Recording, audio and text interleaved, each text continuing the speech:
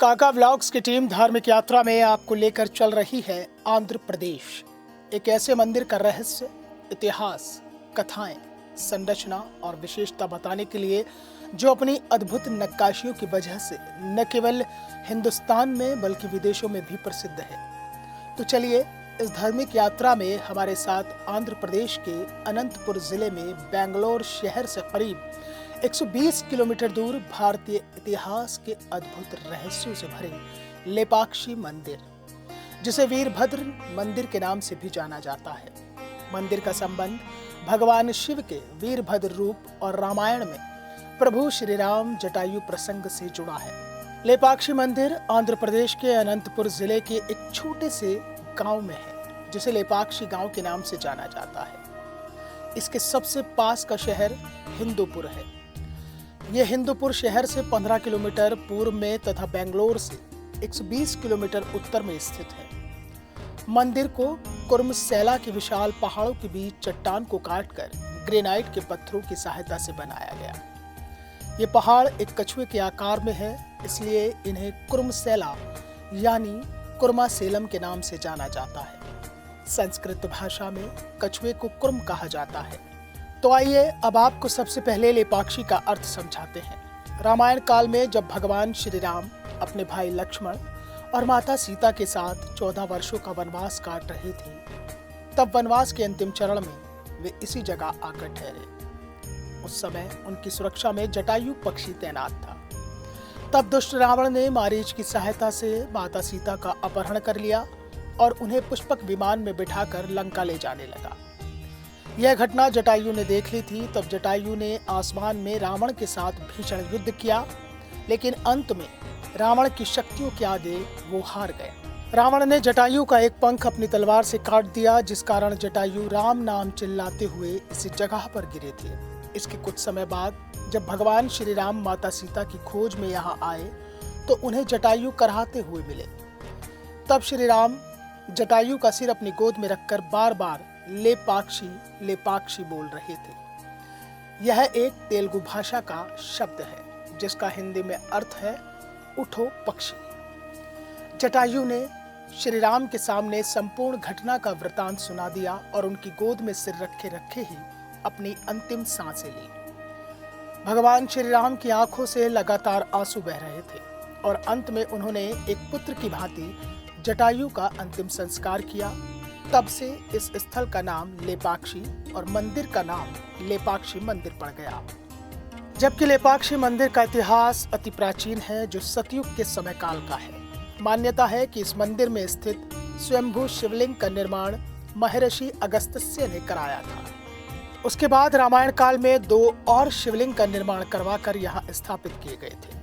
इसमें से एक शिवलिंग की स्थापना भगवान श्री राम ने जटायु के अंतिम संस्कार के बाद की थी, जबकि दूसरा शिवलिंग भक्त हनुमान के द्वारा स्थापित किया गया।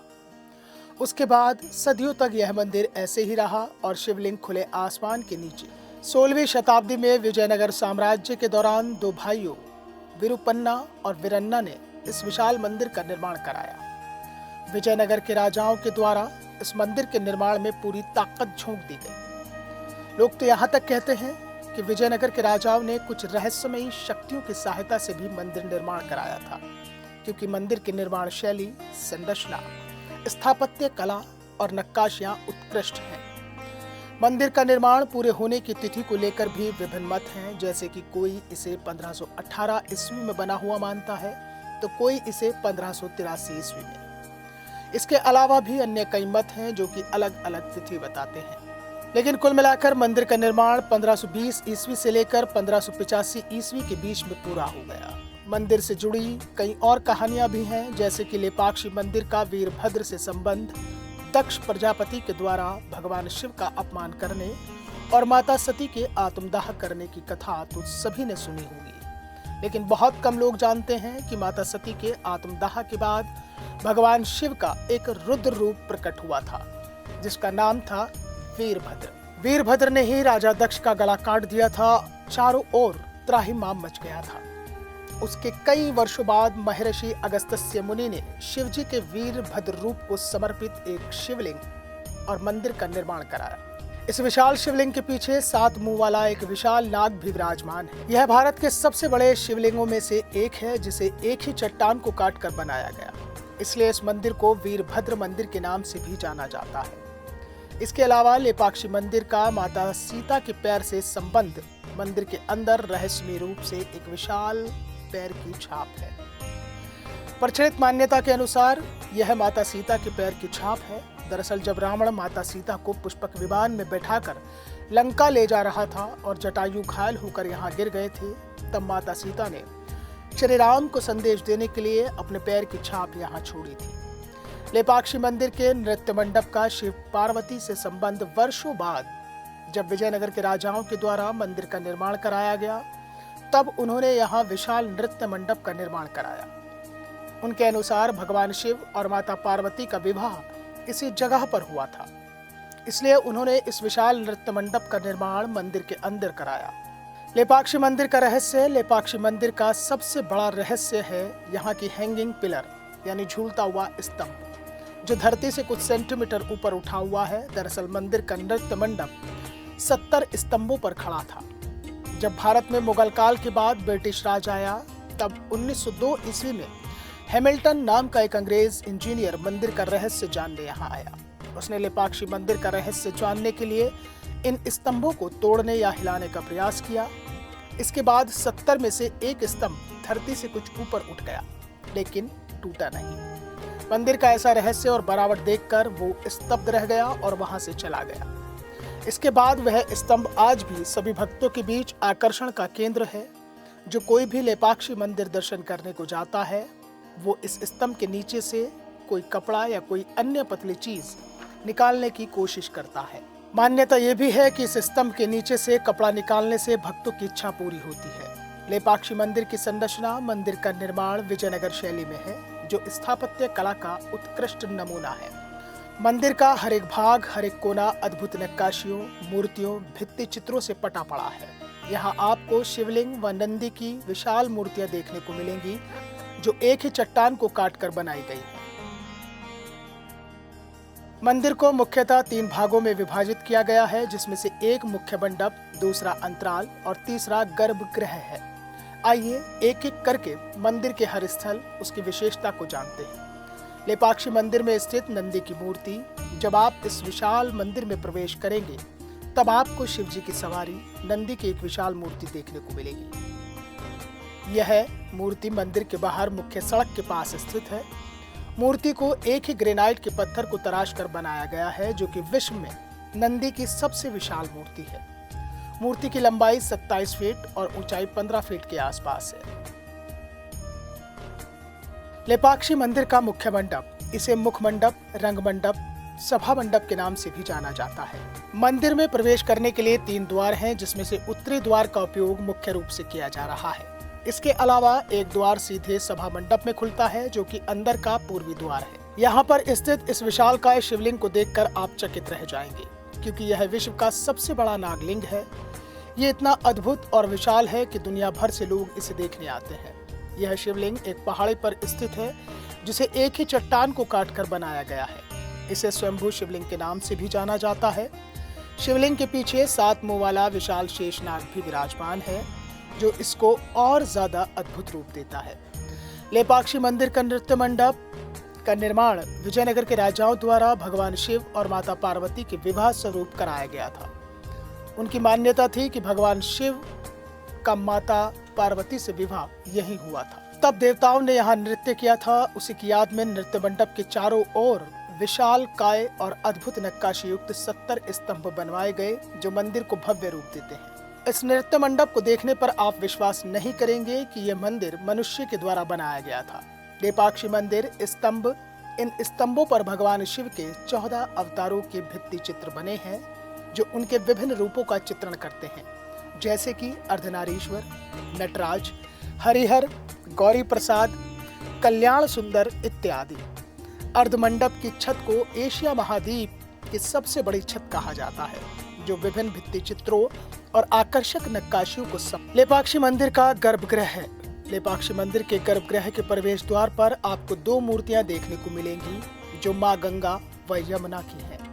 मंदिर के अंदर प्रवेश करने पर भगवान वीरभद्र की विशाल काय मूर्ति देखने को मिलती है। यह मूर्ति विभिन्न शस्त्रों और खोपड़ियों को धारण किए हुए है। इसी के साथ गर्भगृह में एक गुफा भी है। मान्यता यह है कि इस गुफा में अगस्त्य मुनि रहा करते थे, जिन्होंने इस मंदिर का शुरुआती निर्माण किया था और वीरभद्र की मूर्ति की स्थापना की थी। लेपाक्षी मंदिर में स्थित विशाल पैर की छाप मंदिर में एक विशाल काय पैर की छाप भी है, जिसको लेकर अलग अलग मान्यताएं हैं। कुछ लोग इसे हनुमद चरण तो कुछ इसे माता सीता की चरण कहते हैं। कुछ लोग इसे भगवान श्री राम या मां दुर्गा के पद चिन्ह भी मानते हैं, लेकिन प्रचलित मान्यता के अनुसार इसे माता सीता के पद चिन्ह ही माना जाता है। ये पहाड़ का नाम कूर्मशैल है, अर्थात ये कछुआ रूप से पहाड़। उसमें जटायु पक्षी मर गए हैं। जो रावणासुर ने सीता को चुरा गए ना, तब जटायु पक्षी युद्ध करके पंखे निकल दिया रावणासुर ने, ये पहाड़ में गिर गई। बाद में श्री राम जी ने सीता को देखने के लिए आकर उस पक्षी को मोक्ष दिया है, लय पक्षी करके। वो लय पक्षी जाके लेपाक्षी करके एक गांव का नाम आ गया है। वो पक्षी मरने के बाद में श्री राम जी ने एक लिंग प्रतिष्ठा किया है, वो रामलिंगेश्वर। हनुमान जी ने एक लिंग प्रतिष्ठा किया है, हनुमलिंगेश्वर। अगस्त्य महामुनि ने उत्तर देश से दक्षिण देश से यात्रा करके यहाँ थोड़े दिन तपस करके शंकर जी विष्णु जी को सामने सामने प्रतिष्ठा किया है। पहले जमाने में लड़ते थे, हमारा शंकर जी बड़ा है, हमारा विष्णु जी बड़ा है करके तो लड़ते थे। इसलिए शंकर जी विष्णु जी को सामने सामने प्रतिष्ठा किया है। शंकर जी का पीठ के ऊपर विष्णु भगवान है, विष्णु जी के पीठ के ऊपर शंकर भगवान है। वो सब छोटे छोटे मंदिर थे पुराने जमाने में, सब मिला के विजयनगर साम्राज्य आ गए हैं 1538 में। विजयनगर साम्राज्य काल में भाग हुआ है पेनगोंडा, हम्पी, चंद्रगिरी। इस तरह पेनगोंडा आस्थान में अच्युत देवराय राजा थे, उसके साथ आर्थिक मंत्री थे विरूपण्णा करके। विरूपण्णा ने ये मंदिर बना लिया 1538 में। विरूपण्णा का भगवान वीरभद्र स्वामी है, इसलिए बीच में रखकर स्वामी जी को पूरा मंदिर बनाया 1538 में। इसमें एक हैंगिंग पिलर है और ये 7 का शेषनाग है, बड़ा गणेश है, शिवजी पार्वती का कल्याण मंडप है, ये नाट्य मंदिर है।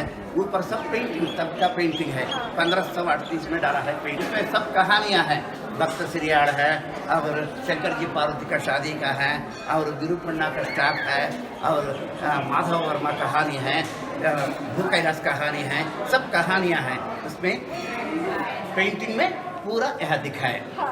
दक्ष यज्ञ में सती देवी मर गई ना, तब शंकर जी गुस्सा होके उसके बालू लेकर नीचे मारने से वीरभद्र स्वामी जी पैदा होकर दक्ष ब्रह्म को मारा डाला। वहाँ सिर है, दक्ष ब्रह्म का सिर है, बाजू में स्वामी जी का पैदा हुआ है, छोटा है स्वामी पैदा हुआ है। वह देखकर विरूपण्णा ने प्रधान देव वीरभद्र स्वामी जी करके स्वामी जी को प्रतिष्ठा करके बड़ा मंदिर बनाया विरूपण्णा ने विजयनगर साम्राज्य काल में 1538 में। लेपाक्षी मंदिर की एक और विशेषता यह भी है कि यहाँ की दीवारों के भित्ति चित्रों पर चीजों के साथ साथ उस समय काल के कई प्रकार के साड़ियों के डिजाइन भी दिए गए हैं। इसलिए देश विदेश से कई विशेषज्ञ व साड़ियों के जानकार इन्हें देखने और इनका विश्लेषण करने आते हैं। लेपाक्षी मंदिर का रामलिंगेश्वर मुख्य शिवलिंग के अलावा यहाँ एक और शिवलिंग स्थापित है, जिसे रामलिंगेश्वर कहा जाता है। मान्यता है कि भगवान श्री राम ने जटायु के अंतिम संस्कार के बाद इस जगह पर एक शिवलिंग की स्थापना की थी। आज हम उसी शिवलिंग को रामलिंगेश्वर के नाम से जानते हैं। लेपाक्षी मंदिर का हनुमालिंगेश्वर रामलिंगेश्वर के पास ही एक और शिवलिंग स्थापित है, जिसे हनुमालिंगेश्वर के नाम से जाना जाता है। मान्यता है कि भगवान श्री राम के बाद हनुमान ने भी यहाँ एक शिवलिंग की स्थापना की। कैसे पहुंचे लेपाक्षी मंदिर? यह मंदिर राष्ट्रीय राजमार्ग 7 पर स्थित है, जो आंध्र प्रदेश और कर्नाटक राज्य को आपस में जोड़ता है। लेपाक्षी अनंतपुर में एक छोटा सा गांव है, जो पेनुकोंडा के पास स्थित है। यदि आप हवाई मार्ग से आ रहे हैं तो सबसे नजदीकी हवाई अड्डा बेंगलोर हवाई अड्डा है, जहां से आगे के लिए आप बस या निजी वाहन कर सकते हैं। और अगर आप रेलगाड़ी से आ रहे हैं तो आप हिंदूपुर रेलवे स्टेशन पर उतरें। यहाँ से लेपाक्षी मंदिर 10 से 15 किलोमीटर की दूरी पर है। यहाँ से आपको मंदिर जाने के लिए कई बस या टैक्सी मिल जाएंगी, जबकि सड़क मार्ग से आने के लिए आप बेंगलोर और हैदराबाद जैसे बड़े शहरों की ओर जाने वाली सड़कों से आ सकते हैं। मंदिर राजमार्ग 7 से जुड़ा हुआ है और मंदिर हर रोज सुबह 6 बजे से शाम 6 बजे तक खुलता है। तो आप रहस्यों और अद्भुत इतिहास से भरे इस मंदिर के दर्शन कीजिए और हमें बताइए कि आपको हमारी ये धार्मिक यात्रा कैसी लगी। और अगर आपने हमारे चैनल को सब्सक्राइब नहीं किया है तो इसको सब्सक्राइब कीजिए। हम जल्द ही आपको लेकर चलेंगे किसी और धार्मिक यात्रा पर।